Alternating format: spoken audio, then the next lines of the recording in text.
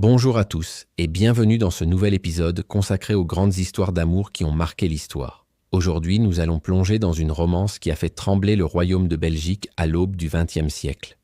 Imaginez la belle époque, ses fastes et ses conventions sociales strictes. C'est dans ce contexte qu'une histoire d'amour improbable va naître entre le roi Léopold II, alors âgé de 65 ans, et une jeune Parisienne de 16 ans, Blanche de la Croix.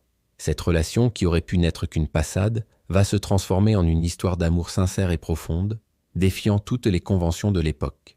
Léopold II, ce monarque imposant à la barbe fleurie, reconnu pour sa rigueur et son autorité, va révéler une facette inattendue de sa personnalité. Mais comment une simple jeune fille française a-t-elle pu captiver le cœur de l'un des souverains les plus puissants d'Europe? C'est en 1899 que leurs chemins se croisent. Blanche, malgré son jeune âge, fait preuve d'une maturité et d'une intelligence qui séduisent immédiatement le roi. Ce n'est pas simplement sa beauté qui charme Léopold, mais son esprit vif et sa personnalité affirmée. Le roi, veuf depuis des années d'un mariage sans amour avec Marie-Henriette, trouve en Blanche une compagne qui lui apporte la tendresse et la complicité qui lui ont tant manqué. Il la couvre de cadeaux, lui offre des propriétés somptueuses et l'élève au rang de baronne de Vaughan. Pourtant, cette idylle se heurte rapidement à l'hostilité de la cour et de la société belge.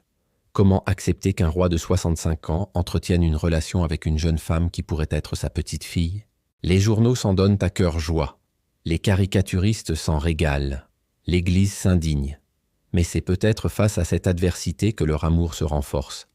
Léopold II, habitué à imposer sa volonté, fait fi des critiques. Il installe Blanche dans une vie de luxe, loin des regards désapprobateurs de la cour.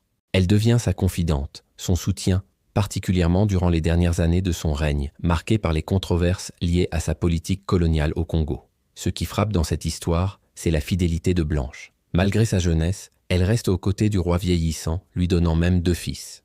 Elle affronte avec dignité les scandales et les médisances, prouvant que son attachement au roi n'était pas motivé par l'intérêt. Cette histoire nous rappelle que l'amour ne connaît ni âge ni convention sociale. Bien sûr, vue avec nos yeux contemporains, cette relation soulève des questions éthiques légitimes. Mais elle témoigne aussi de la capacité du cœur humain à transcender les barrières sociales et les préjugés de son époque.